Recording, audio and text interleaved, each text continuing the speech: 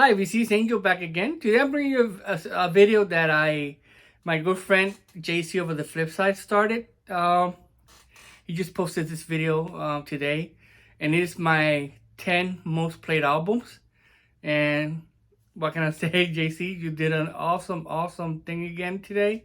I had to jump in, of course. So I want to do the same thing that he mentioned on his video.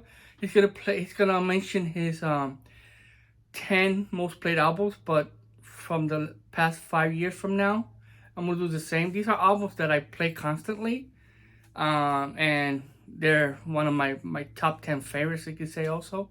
So yeah, let's go right up and show you what I have. The first one, this is not in any order, so the first one in my list is Overkill. Sorry about the glare. This is Under the Influence. This is original Megaforce pressing with Hype. And what can I say? Overkill is so awesome. This is the album that got me to Overkill for the first time. It's the first time I'm hearing them. I saw a video on MTV and it blew me away, so I had to get the album. I had the cassette back in the day. So yeah, this is my favorite Overkill album, and I played this a lot, all the time. Okay. Next is Ozzy Osbourne,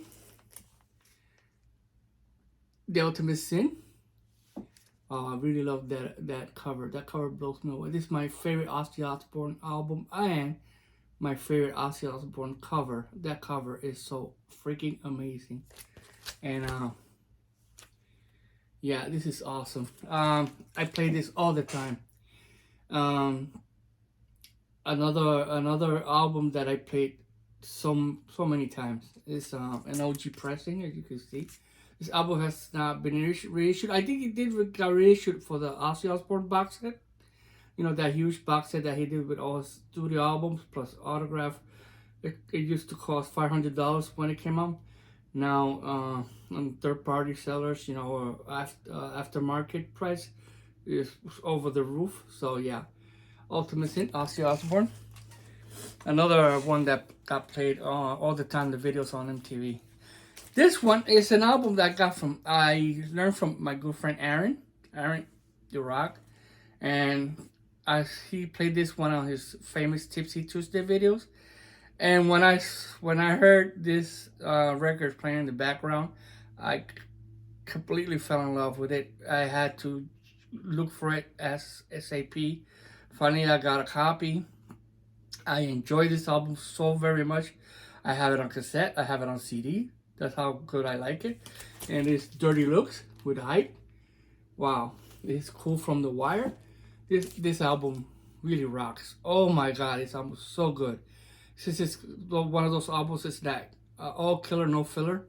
All the you can say this is like, for me, it's like the greatest hits from Dirty Looks. All the songs on this album are amazing. I highly recommend it.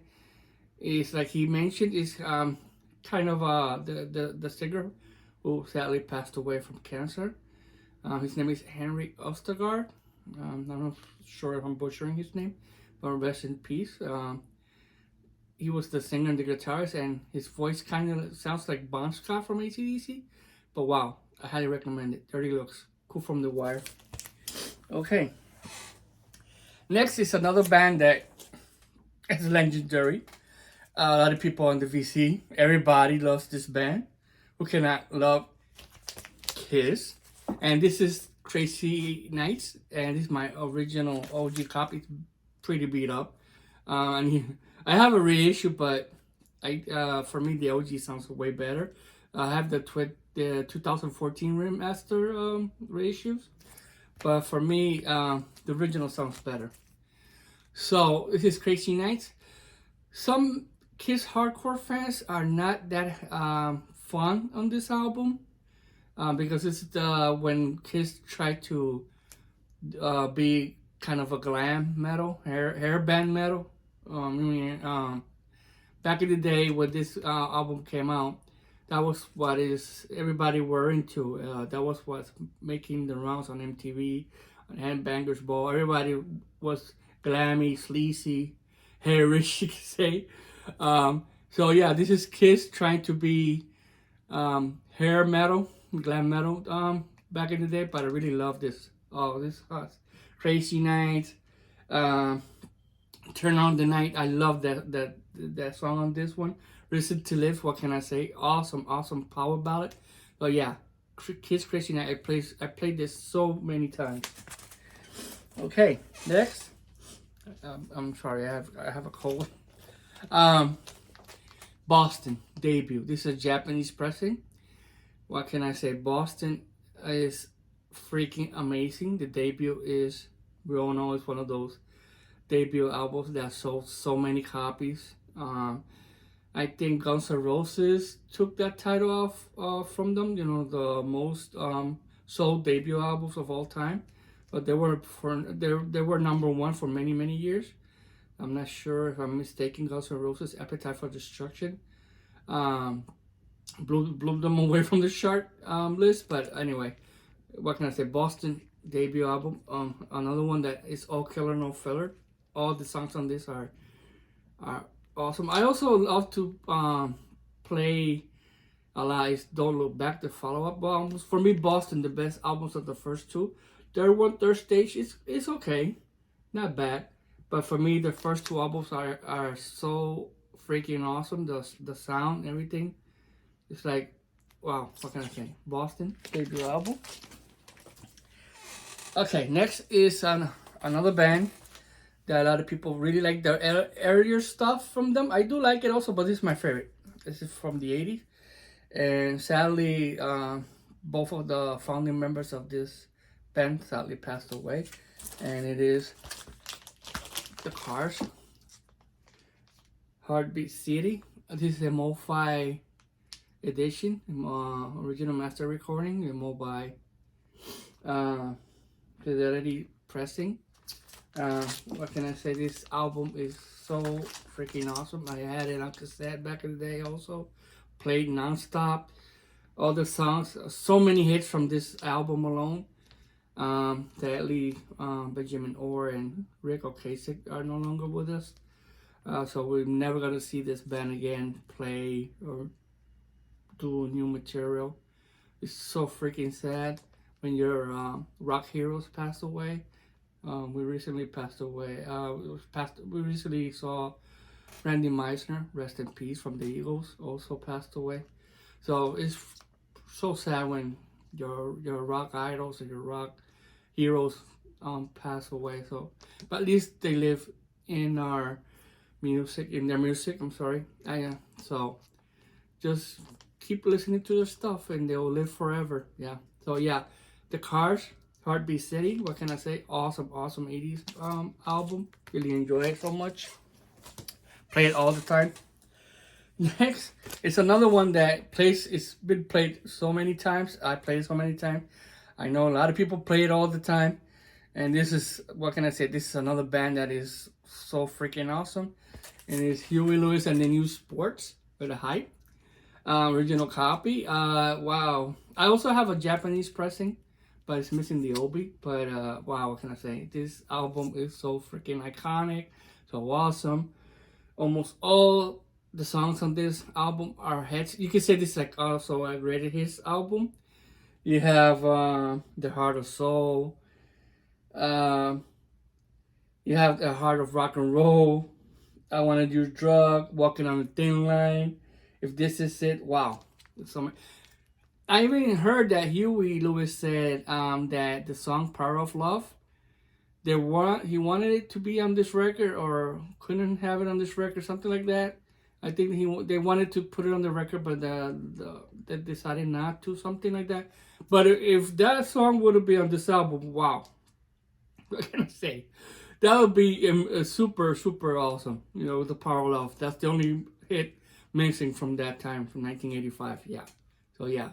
Huey Lewis Sports, great album, and my favorite from his. Played all the time.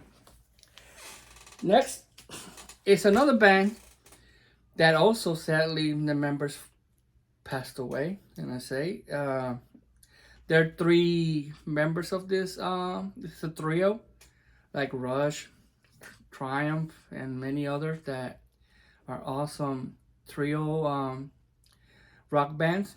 It's amazing, three people in a band, and they sound so really so killer. You know, that, for me that's pretty amazing. You have only a guitarist, a bass player, and a drummer. That's it. Well, one of them is the singer, of course, but it is the outfield. Play Deep. This is their debut album. Sadly, the singer and also the bass player um, passed away, and the guitarist also. Wow, it is this album is it's all of it. The whole album is great. I really like enjoy and like their next albums, but this one for me is the best. Yeah, say it is so, your love, all the love. It has so many great legendary and memorable songs on this album. And like I said, they sadly passed away. We're no longer gonna see them play again or make new material. But like I said before, they'll still live on in their music. And yeah, the outfield, Play Deep, play it all the time. Next is a band and an album that I discovered for the first time in 1986. I mentioned this story so many times to my close friends and on social media. I first learned about this band, the genre, and this album one day when I visited my cousin back in the summer of 1986. I remember on a Saturday afternoon when I arrived, he had this album so cranked up that you could hear it outside of at the street on the street. It was so darn loud. But wow, when I heard this, my mind blew up. I couldn't. At the time, I only listened to Madonna, Michael Jackson, pop music, and of course, I'm talking about heavy metal. And the band and the album is Iron Maiden, Peace of Mind. Wow, he had this non-stop high volume. I quickly begged him to make me a copy on cassette, which he did after a few begs. So, and then I wore that tape out so much until I finally managed to buy myself a copy on cassette. I used to listen to a lot of music on my Walkman back in the day. So yeah, Iron Man, Peace of Mind. It's an OG copy. What can I say? This album freaking rocks. For me, this is the number one album from Iron Man in my list of favorites. This is top of the line. Iron Man, Peace of Mind. What can I say? It's freaking awesome, and it's a huge part of my life. I play it all the time. Okay, last but not least, this one is a pop artist, huge in the 80s, and a lot of people say, and I can agree, that she is the queen of pop, and we're talking about Madonna. This is True Blue. She before this she had Like a Virgin. That's another one that is a great album, and the one that put her on the map, I could say. And I enjoyed that album, don't get me wrong, but this is my favorite, and I played this one so many times. Another one that has so many hits on it. Papa Don't Preach, Open Your Heart, Live to Tell. I really love that song. It was also in a movie if I can remember, At Close Range, I think, with her then husband Sean Penn, awesome 80s movie artist, actor, I mean. And also we have La Isla Bonita, Where's the Party, True Blue. Oh, this album is so freaking good. All the songs on this album are amazing, and you could say another greatest hits album. You could see on this. You could say on this studio album alone. At least it has the poster. It originally had a poster, and it has the poster. I was lucky enough to find it. An OG copy, Madonna True Blue. So yeah. So anyways, we see this. Those are my 10 most played albums. Again, thank you, JC, for another great thread. And probably he doesn't want to start threads, but what can I say? It's great ideas that he comes up with, and it's fun to do these. I am really enjoying it. And what can I say? Well, BC, I hope you have a good weekend. Great summer. Enjoy. Keep hearing music, and what can I say? God bless. Love you all. And JC, you rock. Aaron, you rock. You're my boy. Bye bye.